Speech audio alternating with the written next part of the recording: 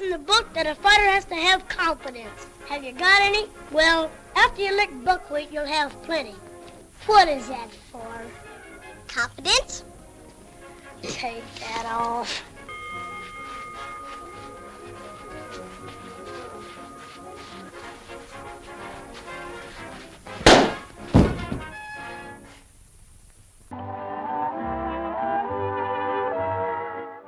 From 1922 to 1944, a group of wildly popular comedy shorts known as Our Gang captured America's heart. Decades later, when the films were re-released for television, they became known worldwide as the Little Rascals. Here are 10 weird facts that might surprise you. Oh! And have you ever heard the rumors about a certain on-screen couple that actually couldn't stand each other? Stay for the bonus and get the full scoop.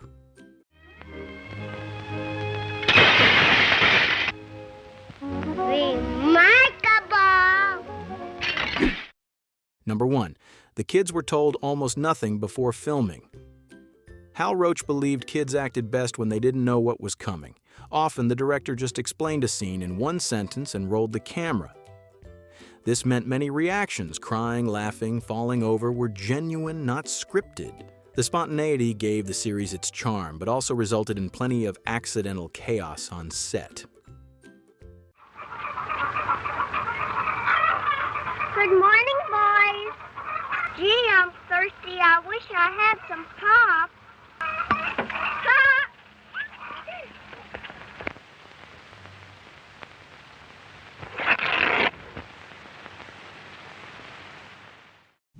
Number 2. Spanky couldn't remember his lines, so the crew fed him his dialogue live. Little George Spanky McFarlane struggled to memorize anything longer than a few words.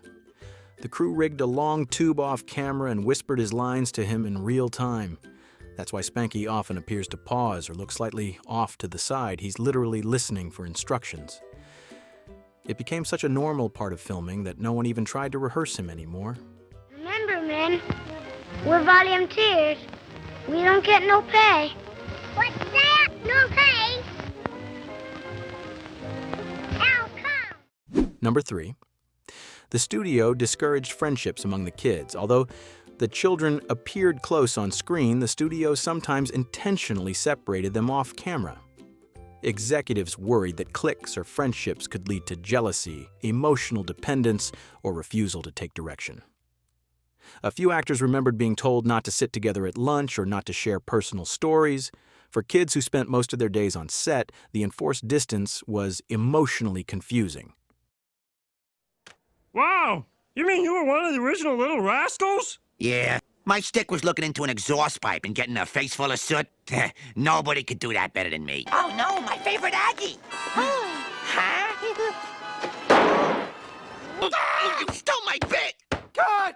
Yeah, luckily Alfalfa was an orphan owned by the studio. Oh, I see. Yeah, that makes sense. Number 4.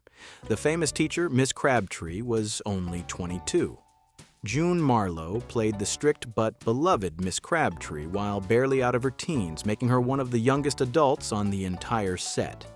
Because she appeared mature and carried herself with natural poise, the studio dressed her in conservative schoolmarm-style outfits and wrote lines that made her seem far older than she actually was.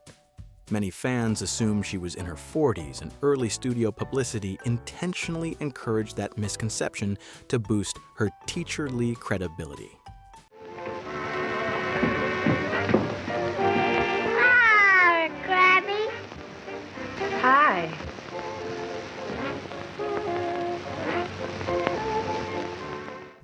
Number 5. Alfalfa's hair was glued into place. The famous single spike that stuck up from Alfalfa's head wouldn't stay put on its own. Makeup artists used a mixture of soap, glue, and hair tonic to keep it standing. If the glue dried too hard, it actually hurt when removed, so Carl Switzer would often run around the set complaining loudly. The hairstyle became so iconic that fan letters asked how to replicate it. Don't even breathe. Ouch! Don't speak of pain at a time like this.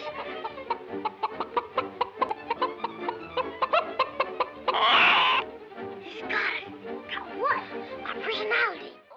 Number 6. The dog sometimes earned more than the children. Pete the pup, famous for the dark ring around one eye, became such a valuable marketing symbol that he reportedly earned a higher weekly salary than some of the child actors. Although the original Pete had a natural eye ring, later dogs had the circle carefully dyed on to maintain the character's iconic look. When one Pete died, the studio quietly replaced him without announcing the change and continued using the same branding. The kids on set even joked that Pete the pup was the true star of the series.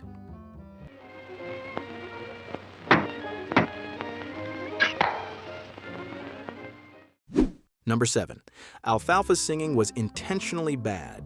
Carl Switzer could actually sing reasonably well, but the show wanted him to sound terrible.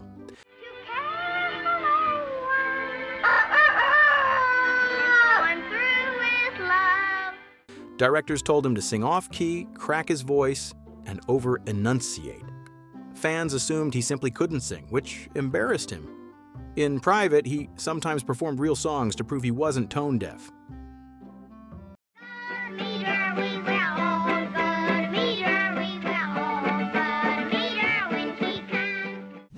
Number 8. Stymie wore his bowler hat everywhere. Matthew Stymie Beard's iconic bowler hat originally belonged to comedian Stan Laurel. Laurel gave it to him as a joke, but Hal Roach loved how it looked on camera. Stymie became so identified with the hat that he wore it around town and to interviews. It remained one of the most recognizable props from the series. Bet your little baby girl like you don't like spinach. No, I just hate it.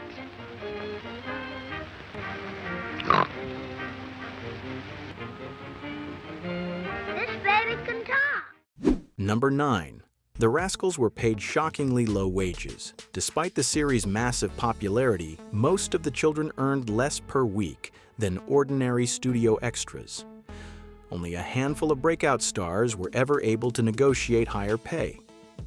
Spanky McFarland later admitted that his family struggled financially even while he was appearing in some of the most famous shorts in America.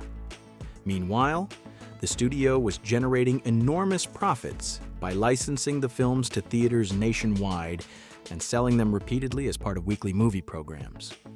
Go on, get away. I'll do it all by myself. There you are. Number 10. Jackie Cooper was physically provoked to cry on camera. Jackie Cooper revealed that his own grandmother would pinch him or strike him just before a scene. Once he was crying, the cameras rolled as he delivered his lines through genuine distress. Cooper said the practice traumatized him and permanently damaged their relationship. After his mother died, Cooper completely cut his grandmother out of his life, carrying that resentment into adulthood. Pinching the inside of my legs and saying, "You're going to do this, you're going to do this right." And she gave me a slap and backed out, and then he rolled the cameras, and Bob would say, "No, say the dialogue. So don't stop crying, but say the dialogue." I had a lot of instances like that with my grandmother, which made for a lot of hard feelings between her and me till the day my mother died, and then I didn't have to see her again, and I never did. Now for a bonus, Darla Hood had to pretend she liked Alfalfa, even off camera. The studio pushed the Alfalfa loves Darla storyline so heavily that fans believed the kids were close in real life. In truth, Darla found Carl Switzer annoying and didn't enjoy working with him. She once said in an interview that he was always pulling pranks on her that made her cry. The directors still forced the pairing because the audience adored it. I'm from a predominantly black family, and I have yet to run into a relative named Buckwheat at a cookout, you know? Hey, how you doing? My name's Tom. What's yours? Oh, my name's Buckwheat, man. Nice to meet you. Yeah, Buckwheat. That's my name.